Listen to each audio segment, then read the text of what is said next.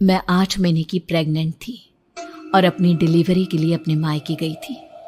माँ ने मुझे फोन पर बताया, घर के पीछे की तरफ जो खाली जमीन थी ना, वहां पर एक नया कमरा बनवा लिया है।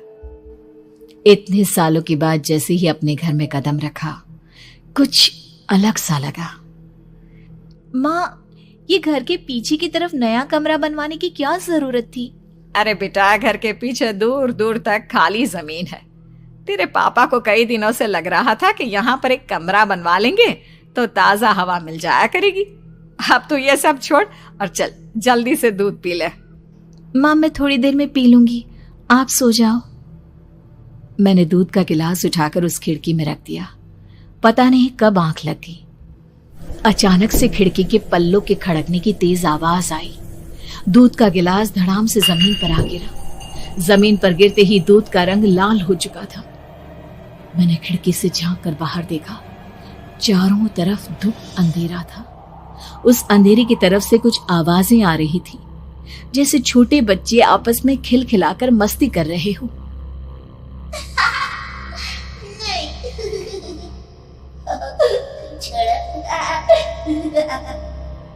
इतनी रात को इतने घनघोर अंधेरे में बच्चों की आवाज कैसे आ रही है? घड़ी में वक्त देखा तो ठीक 12 बजे थे। देखकर मैं सन्न रह गई। बुरी आत्माओं और भूतों की कई कहानियां मैं सुन चुकी थी। वक्त भी कुछ ऐसा ही था। ऊपर से मैं प्रेग्नेंट। सुना था कि ऐसे वक्त में अक्सर बुरी आत्माएं औरतों का पीछा करती है, तो क्या मेरे पीछे भी?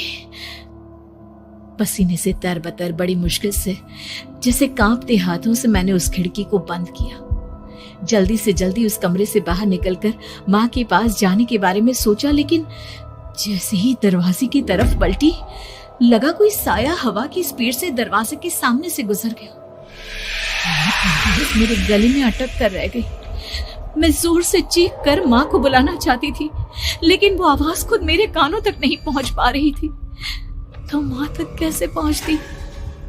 खिड़की के पल्ले एक बार फिर तेज हवा के झोंके से धड़ाम करके खुल गया और पूरी ताकत से मैं चीख पड़ी। जानती थी मेरी चीख की आवाज सुनकर कुछ ही सेकंड में माँ वहां पहुंच जाएगी, लेकिन ऐसा कुछ हुआ ही नहीं। मेरा कलेजा डर के मारे फटा जा रहा था। आखिर माँ ने मेरी आवाज क्यों नहीं सुनी? इतनी गहरी नींद में तो माँ कभी नहीं सोती। ठीक पीछे खुली हुई वो खिड़की। मुझ में इतनी ताकत नहीं बची थी कि मैं पलटकर उस तरफ देख भी सकूं। हवा का एक सनसनाता हुआ झोंका उसी वक्त मेरे कानों से आकर टकराया। लगा जैसे किसी ने दबी हुई आवाज में धीरे से मुझसे कहा, चली जाओ यहां से। मैंने दोनों हाथ अपने कानों पर रख लिए और एक बार फिर ताकत लगाकर जोर से चीखने की कोशिश की। माँ! पापा! मेरी आवाज उस कमरे की दीवारों से टकराकर वापस मुझे ही सुनाई दे रही थी। जितनी ताकत के साथ मैंने चीखने की कोशिश की थी, कुछ ही देर बाद उससे कहीं ज्यादा तेज और दर्दनाक चीख मुझे सुनाई देने लगी। ये आवाज ठीक मेरे पीछे खिड़की से आ रही थी। वो आवाज मेरे कानों में पिघलते हुए लोहे की तरह गिर रही थी। उन आवाजों में हैवानियत थी।